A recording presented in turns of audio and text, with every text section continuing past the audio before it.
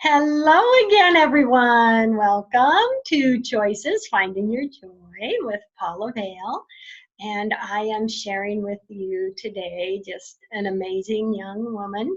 We have with us today Erin O'Brien, and she is the CEO and editor in chief of the award winning 71 magazine and parent media firm, 71 Publications.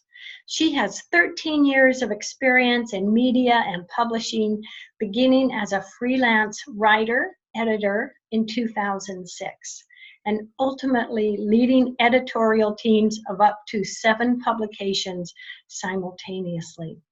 She's also a university instructor in arts and communications, helping adult students from all uh, disciplines to build valuable, transferable skill sets. I love it. And you do so much more. My gosh, Erin, you are absolutely awesome, honey. Well, thank you so much, Paula. Welcome. I'm honored to have you in the show. And I would love for you to share even a bit more about your background and what brought you to where you're at today. Well, like you just said in that lovely introduction, I've been at this in media since 2006. My original goal was always to become a magazine editor, which I did pretty quickly. But I guess for getting where I am now with 71, that was sort of an interesting journey as well. Really, I guess you could say that started in about 2014. At the time, I was working at a publishing firm. It was the one that you mentioned a second ago where there were 7 publications. So I was leading the editorial department for all 7 of these things, and it was crazy. I mean, I don't know that I'm over it yet. It was really insane. And it was really, really great experience. But at the time, unfortunately, the environment there was really toxic. So it was really not a positive place. And as much as I love the work, I love working with creativity and magazines and everything, I just was not happy. I was not in a good place. And so I decided that I wanted to make a change. Not just for me professionally, but also for me personally, to be in a better place and state of mind. And so I went back to school. I currently call it grad school round 1 because I'm into my second master's right now, but it was an MA in communication. So I went back to the school environment, had a lot of fun. And interestingly enough, my intention at the time was to change career fields. So I was planning to say goodbye to media entirely and to go into academics and to teach college courses. And I think that was in part a response to just being overworked, really, really fast approaching burnout. And I was just done with all of it at the time. So I did that and I really enjoyed it. It was great. I loved the coursework. Flash forward to spring 2017. That's my last semester in that program. And at this point, I'd done all my coursework. I'd taken my comprehensive exams. And the only thing left was my thesis. And so there I am in like March of that year, probably at like 2 or 3 a.m. I'm a night owl. That's when I do my writing. So I was sitting there working on it. And suddenly I just had this idea just occurred to me that I should start my own publication. And I don't know where that came from. At the time, it was like sort of like being hit over the head with an idea. I had never thought about going into business of any kind. And again, I was set on a different track. I mean, by that point, I had applied to doctoral schools and I'd applied for teaching jobs and all of this stuff. But I just had this idea and it was so strong. This, I guess, this idea and this knowledge that I had to go with it. I had to run with it. And so that's why I decided to start 71. That was the beginning of it, really. And of course, telling everyone around me was fun. They were like, wow, that's random. What happened to your other plan? So it was pretty crazy. But I just knew at the time, I mean, obviously I didn't know how it would turn out. I didn't know that the magazine would be successful or anything, but I knew that I had to do it. Yeah. And so it's been a really, really fun journey. And that's kind of basically the It can birthplace be. of my Yeah. current state. Yes. And Erin, isn't it just amazing how we can totally change the direction we're going to go and find our passion in something else? Myself, I went to college to be an accountant. I had it all figured out. And Okay. after graduating, I'd been working in a restaurant, but I fell in love with working in a restaurant and became a restaurant owner and was there 27 years. I mean, we Great. find our passion in times we don't even think we're and we will, or we're even looking for something different. I just love that you did that. So what would you say about the topic of following your passion? What's that mean to you, Erin? I think it's super important for anyone, but I would say probably especially for people who are creative, um, or just really independent, like entrepreneurs as well. Um, I think it was Steve Jobs said something very, very good that I love about you either work on your dream or you work on someone else's dream. If you're just working in a job like I was, and like so many people are probably, that you don't like or that you're just not happy with, you do have the power to change that. And if there's something that you really love doing, go for it. Absolutely. I tell my students all the time, I'll have them ask me, should I go into this? Should I, especially students in the arts, they'll ask me, is this doable? Can I make a career out of this? Is this a waste of my time? I'll hear that one and I'll just say, no, it's not a waste of your time if you love to do it. And if you love to do it, you'll find a way to do it and make it work for you. It's just a matter of, I guess, initially the most important thing, making the decision. I'm going to do this. This is my dream. I'm going to follow it. And so then obviously the next equally important step is to follow through, because if you don't get that ball rolling on your own to make your own dream happen, then people are not going to do it for you. So it's very important to be self-motivated and driven in the pursuit of it. Yes, yes. I love that. And that's so true. A big step is making that decision. And then that next step is taking the step to make it happen. Mm-hmm. Yes. And once you're over that, really, it's just taking a new step every day, isn't it? Yeah, baby steps. One thing that I've learned very much the hard way is to not, well, my mom calls it borrowing worries, and I think that that's a good way of putting it. Don't try to take on everything at one time, because especially being a restaurant owner yourself, and entrepreneurship, I mean, get ready for a wave of stuff, just a lot of stuff. It's everything you expect, plus a whole lot of other things that probably didn't even occur to you in the beginning. Tons of decisions, all of this.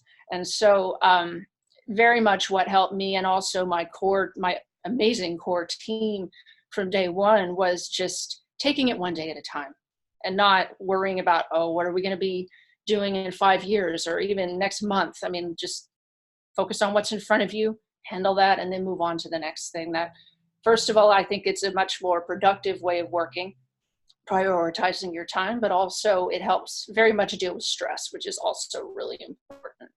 Yes. And that really, it is a powerful message, Erin, for anyone that is reaching out to become an entrepreneur, or even, an executive or someone that is in control of a team. Those are great words. Some real wisdom there, Erin, because it is steps, and you do have things come that you didn't even see coming. Yeah. Yeah, it's a special kind of growth being an entrepreneur. So tell us about the magazine. Tell us about 71. Yeah, 71 is a digital arts magazine. So essentially, we focus on all forms of arts. So that's fashion, music, um, even technology. We get into some of that, the art and science, and the science and art.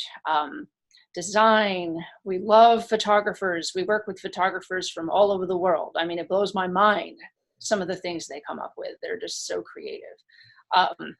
So we focus on all of these arts.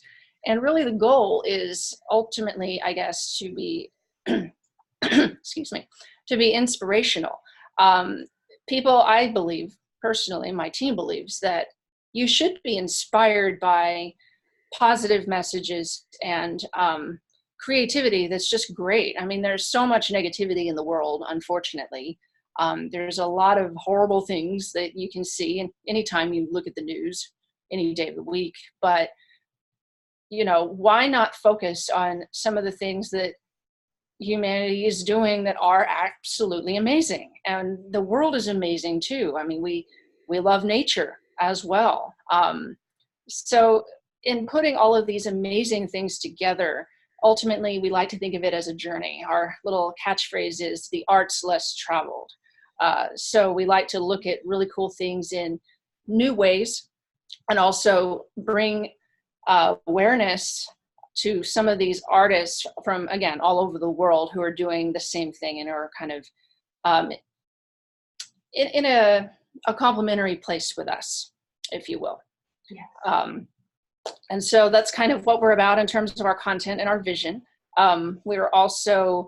We're digital bi-monthly publication, and we like to make it a really engaging, interactive experience for our readers. And so we'll embed video a lot of the time. There's amazing BTS with some of our photo shoots that we've done, and there's also just some, like, I think we've linked out to some TED Talks for some content that's really complementary to a photo feature or whatever the case may be. Just things like that that enhance the experience for our readers as well. And so, yeah, 71 is a passion project, not only for me, but also for my core team. I've got two amazing people who've been with me from day one, and obviously none of it would be possible without them, of course. It's very much a team effort. Yes, yes. And I love your point, and I feel that with doing my shows. There are, you know, things happening in the world, people in low vibrations, but yet there are so many awesome people out there. Mm-hmm. And yep. Things happening, and for you to be able to share more of that, as I can with my show, being able to honor you, I mean, that's a beautiful thing to be able to do, isn't it? It is. Yeah, it's really a privilege, for sure. Yes. So what would you say, with the 2 years you've had the publications, share a couple of what have been your favorite topics or arts, whatever, that you've shared that really touched your heart? Do you have some favorites? Oh, it's really hard to pick favorites. But I guess one of my favorite aspects of what we do that I really didn't touch on just now is we like to feature a lot of women and put women in a position of prominence as well. I mean, so many women, especially women behind the camera, like directors and photographers, they don't really get their due a lot of the time. And so it's really, really awesome to be able to show their work to people, and not only to show their work, but also to allow them to share their stories. So we do a whole lot of interviews, obviously, with some truly gifted people. And I'm not to say that we don't feature any men at all. I mean, I'm a firm believer that amazing work is amazing work. Mm-hmm. And it's really not important to me who is doing it, because it's like, this is amazing. We want to get in touch with you, and we want to talk to you and bring you to our readers. But yeah, so women, that's a huge thing. Also, we like to focus on, like I said, the arts and sciences. A lot of the time, these two areas are pitted against each other like different teams. Like the sciences are over here and the arts are over here, and they don't get along most of the time. But I don't quite buy into that personally, because again, there's so much of each one in the other. Science really is an art, and vice versa. So that's another aspect that I really like. Other things that are important to us are sustainability, and being green and knowledgeable about the environment and our impact on it. That's huge. And that's a big part of the reason why we are digital. Printing costs a lot of money, first of all, anyway, but also that affects the environment. Trees are dying for paper, right? So that's one of the things that we really definitely stay away from, in efforts to not make matters worse in terms of what's going on with the planet. So we focus on that. And also animals, that's another thing. We love animals, absolutely. So we haven't actually gotten into that a whole lot in our content directly yet, but it's definitely something that is one of our really, something that's really close to our hearts. And so I don't know if that exactly answers your question, but all of that stuff really is kind of my favorite things in terms of what we do. Yes. And, you know, I feel the same way. You know, it is hard to have some favorites because so many things can touch your heart and mean a lot to you. And it's so beautiful that you do care about so many things and share so much of that in your magazine. That is fantastic. And it, you know, it really is beautiful that you have the team you're working with and you've built this for 2 years now, and you have this beautiful future, and it must be so exciting to think what ahead do we have that we're going to be sharing. That has to be a lot of fun too. Oh, it's definitely a lot of fun, and we've got so many stories. I mean, not, yeah, the ones we publish, but a whole lot of other stories too, of other things we've experienced. Some really, especially early on, although this has certainly been true throughout, but we had some early experiences that were just like, how did that happen? Really? Did that happen? I mean, it was crazy. So to give you a couple of specific examples on that, and this is very early days. So back in, I guess, late 2017, mind you, that's right after our first issue ever came out, we had this list of different people, fairly well-known people that were like on the wish list, right? People that we wanted to talk to and feature. So one of those is an artist named Christabel. I'm not sure if you're familiar with her. She's more commonly known as director David Lynch's muse. Is one of my favorite directors. And so she was on the list. We contacted her and she actually agreed to an interview, and she was our second ever cover star. And that's one person from the wish list that we got to feature. Not only that, we also set up a photo shoot with her cross country. She's located in San Francisco. And so that was just a really encouraging thing very early on. And right around the same time, a couple of weeks after that issue comes out, we go to the San Antonio Cocktail Conference, and of all people, director Steven Soderbergh is there. Turns out he has a line of liquor called Singani. And he was there, and I'm like, how is he in San Antonio? This is incredible. But we asked if we could have a word with him, and we sat down there and had drinks with him in downtown San Antonio and interviewed him. So this is early stuff that seemed very surreal at the time. And even now, as I'm talking about it, I'm like, how did that happen? For a brand new, fully independent publication, it can be a little bit hard to tell people. I mean, at that time, you're having to tell people, this is what we're about, and we have this bright future. This is all the stuff that we want to do. But a lot of people want to see the proof. They're like, I don't know where this is going to go. I don't know if this will happen. But of course, the more you keep at it, like we've done, we haven't missed an issue yet. We've always published on time ever since day one. And so in so doing, that establishes your credibility. And I think that those experiences and others like them were, they really helped get us going, both literally and also emotionally and psychologically too. Yes, I love it. I love it. And a big part of anything that we're doing, that we're working so hard with, we really do have to have, you know, it can be difficult sometimes, but it can be done, a work-life balance. That's a big part of having a business or having a, you know, heavy workload. And would you say you've accomplished that, Erin? That is a work in progress. I'm not sure how good at it I am yet, but I do have certain things that I do that have helped make things manageable when I've had a whole lot of things going on. Um, so one of the things that I think is really important is taking a little time every day. So one of the things that, I mean, I've caught myself thinking it's, I think, very common is this kind of, especially in the early days when you're maybe new in your career, you just started your business or something, it can feel in some ways like, oh, I can't take time off. I can't go on vacation. I can't do this. I can't do that. It's very defeatist thinking.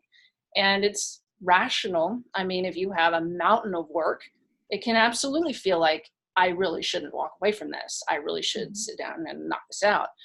But instead of focusing on what you can't do, I like to focus on what we can do. And what we can do is spare a few minutes at least every day. So part of my sanity routine, if you will, is just doing that. And that's part of what I said earlier about just taking a little at a time, one thing at a time, one task. And also this time to yourself or this time to breathe, take that in small amounts as well. So then there you have it. It's doable and you get a little every day as opposed to just working yourself into the ground and then crashing, because once you crash, that's it. I mean, no work's getting done if you're crashed out, right? So if you can put that off by giving yourself a little, that really helps. And so that's been completely amazing for me. Give yourself just a little bit of happiness every day. Even if it's listening to your favorite song or, doing something you enjoy. Gosh, we have about 4 minutes left in the show. What last information do you want to leave with us, Erin? Well, I'm excited to tell you, Paula, and also your viewers, that 71 is nominated for Magazine of the Year at the San Antonio Fashion Awards. So fun fact, we were nominated last year and we won this honor last year in our first year of existence of publication. So that was really, really awesome. It was an excellent night. But so the way this works, since we're nominated again, is it's chosen by community vote. And I did say the San Antonio Fashion Awards, but anyone can vote from anywhere in the world. All you need to do is just go to sanantoniofashionawards.com and vote 71 Magazine for Magazine of the Year. Every vote counts, and it's amazing supporters of the arts, like I'm sure many of your readers are, that allow publications like mine, independent publications, to really flourish and keep doing what we're doing. And so voting is currently live, and it will be live through September 27th. That is so exciting. My gosh. Isn't it wonderful, Erin, how one person or one group, how they can make such a big difference. They can start that wave and share so many good things and be a positive energy in the world. And the fact that you are on that list really tells us that is really beautiful. Thank you, Paula. Gosh, yeah, it's going to be so inspiring for you. So do you see anything new coming with the magazine, or pretty much just kind of rolling the way you're going and just constantly finding new fantastic things to share? Any new projects, I guess, is what I'm asking. Yeah, we've got some really exciting things on the horizon. So I founded 71 as a magazine, yes, but actually also as a multimedia firm, as you said previously, 71 publications. So we're going to be expanding in some really cool ways. We're also looking into, I guess, really giving back to our community in additional ways, apart from what we already do with our content and our features. But we're also going to be helping women in business in a more direct way as well, by establishing a foundation.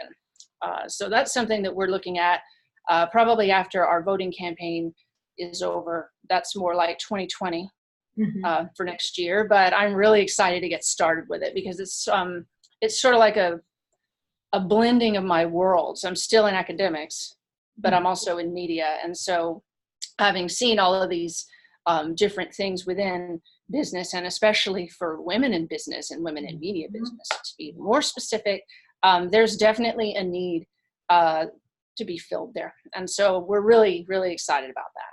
Yes, yes, I love that. And yes, having seen the difference from managing a restaurant to owning it, the way I was treated, there is a difference on There is. how people view men and female entrepreneurs. But I think, we're just growing and growing, and really, there's great women, there's great men out there doing just wonderful things. I love that. And I love that you're sharing so much of that, Erin. Thank you so much. It's an honor. It's absolutely an honor. Yeah. Well, I am excited to get online and give your magazine a vote. And thank you so much. That's awesome. This is just fantastic. Do you have any, you already will you share the website one more time with everyone, please? Yes, absolutely. It is sanantoniofashionawards.com. And once again, we're 71 Magazine, and we're nominated for Magazine of the Year. Great. And so is that also the website they would get on to see your magazine? To check us out, you can go to my71mag.com. Great. All our issues and everything. Oh, thank you. Thank you, Erin. You have been so fantastic. I'm honored to have you. Thank you so much, Paula. It's an honor to talk with you. Thank you. Everybody, love, hugs, and blessings. Erin, love, hugs, and blessings. Thank you so much. Thank you.